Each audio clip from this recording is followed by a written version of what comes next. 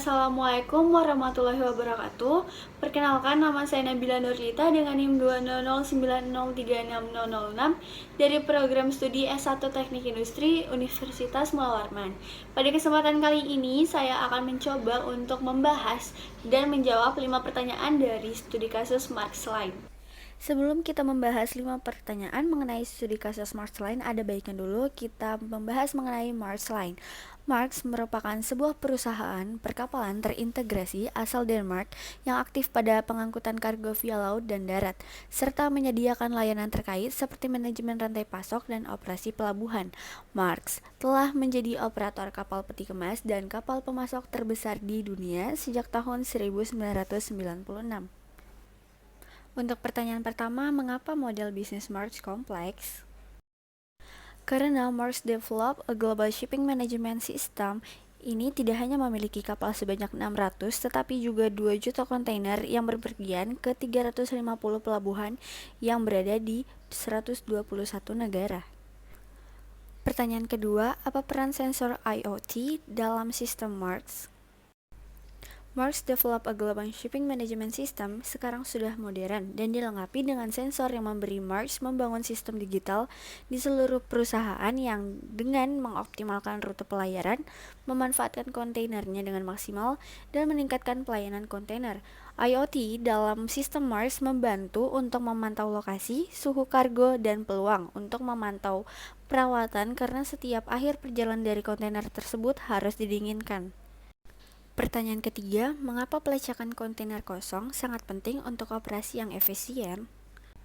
Karena melacak kontainer yang kosong sangat penting agar operasi berjalan dengan efisien, sehingga pengiriman pun dapat berjalan secara efisien.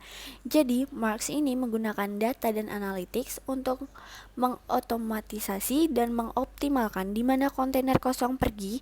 Berikutnya, ketika harus relokasi semua kontainer kosong, karena untuk pelacakan atau pemindahan kontainer kosong ini memerlukan biaya yang besar dengan jumlah yang sama untuk mengangkut kontainer yang bermuatan penuh.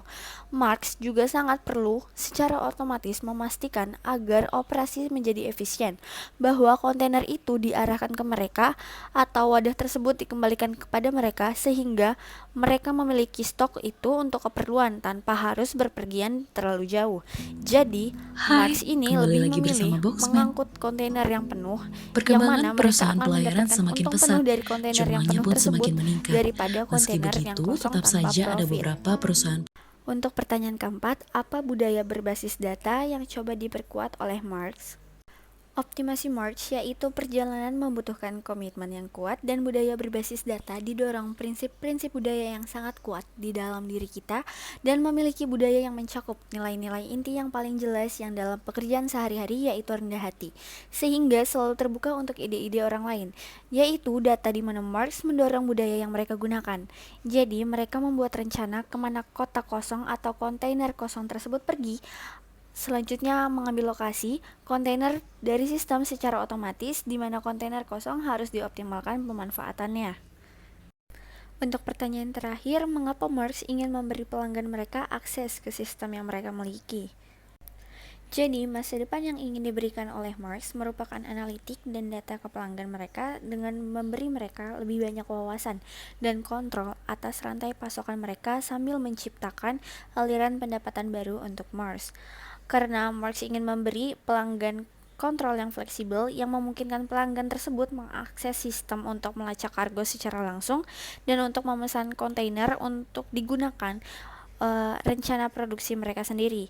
Ini lebih cepat daripada kita harus menghubungi perusahaan, dan juga seorang pelanggan bisa memiliki kesempatan untuk mengubah tekanan udara atau kelembaman serta suhu dan distribusi oksigen dan karbon dioksida dalam wadah mereka dengan benar-benar dapat terlibat bersama barang-barang mereka saat dalam perjalanan. Sekian yang dapat saya sampaikan mengenai studi kasus Marxline. Semoga bisa bermanfaat dan menambah wawasan. Kurang lebihnya mohon dimaafkan. Wassalamualaikum warahmatullahi wabarakatuh.